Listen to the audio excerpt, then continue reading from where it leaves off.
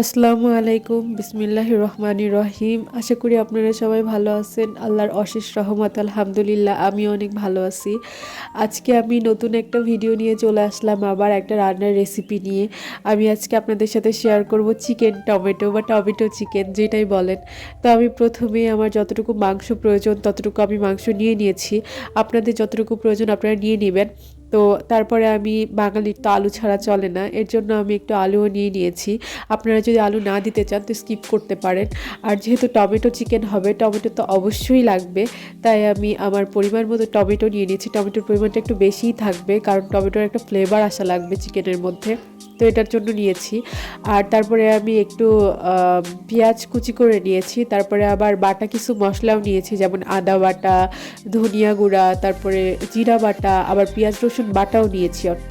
পরে আমি যে আলুগুলো কেটে রেখেছিলাম সেগুলোকে হালকা করে হলুদ লবণ দিয়ে ভালো করে মেখে ভেজে নিয়েছি। তো আপনারা প্রথমেই বলেছি আলু চাইলে স্কিপ করতে পারেন। তারপরে আমি একটি কড়াইতে আবার তেল দিলাম, যেহেতু আমি রান্নাটা শুরু করব সেহেতু তেল তো দিতেই হবে। তো তেল গরম হলে তার মধ্যে আমি যেই কাটা পেঁয়াজটুকু ছিল সেটুকু আমি দিয়ে দিলাম। আপনারা পরিমাণ মতো পেঁয়াজ দিবেন। আবার অনেকে যদি যায় পেঁয়াজ না দিতে, সে বাটা পেঁয়াজও দিতে পারে, বাট আমার মনে হয় মুরগির মাংসে একটু কাটা পেঁয়াজ দিলেও ভালো হয় বাটা পেঁয়াজের সাথে বা পেস্ট করা পেঁয়াজের সাথে। তো পেঁয়াজটা ভালো করে ভাজা হয়ে গেলে আমি তার মধ্যে, এর মধ্যে কিন্তু অবশ্যই রসুনও ছিল, আমি একটু কুচি করে রসুনও দিয়েছিলাম। তারপরে যে পেস্ট করা মশলাগুলো ছিল, যেমন আদা বাটা, তারপরে হচ্ছে ধনিয়া গুঁড়া, জিরা বাটা, আবার পেঁয়াজ রসুন পেস্টও ছিল, তো আমি সেটাও দিয়ে দিলাম। আপনারা চাইলে হালকা করে একটু মরিচ বাটাও দিতে পারেন, বাট আমি সেটা দিই নাই। তো তারপরে আমি আবার তেজপাতাটা দিয়ে দিলাম।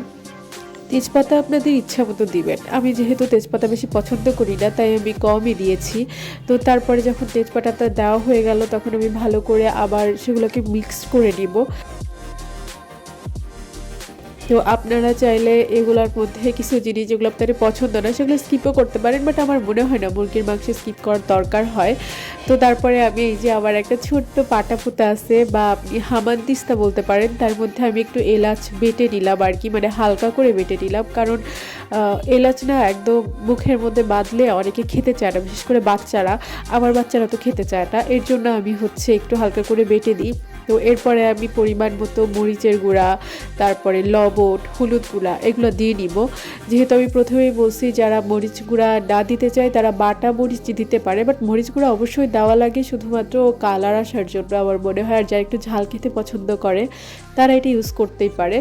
তো আমি এরপরে ভালো করে মশলাটা কষিয়ে নেব। আমি বারবারই বলি যে মশলা কষানো না হইলে রান্না ভালো হয় না।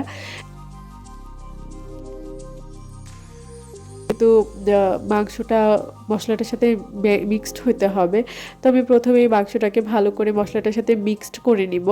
তারপরে আমি ভালো করে মিক্সড করে নেওয়ার পরে যদি আবার মনে হয় যে হচ্ছে এবার পানি দেওয়া প্রয়োজন, তো মাংসটা ভালো করে মিক্সড হয়ে গেলে আমি সিদ্ধ করার জন্য পানি দিতে পারি আর কি। তো আপনারাও দিবেন অবশ্যই। বা পানির পরিমাণ যে খুব বেশি হবে এমন না। আর তার আগেই আমি পানি দেওয়ার আগেই যে ভেজে রাখছিলাম আলুগুলা, সেগুলো আমি দিয়ে দিব। আলু আমি প্রথমেই বলছি যে স্কিপ করতে পারেন, তো এটা বারবার বলার দরকার নাই।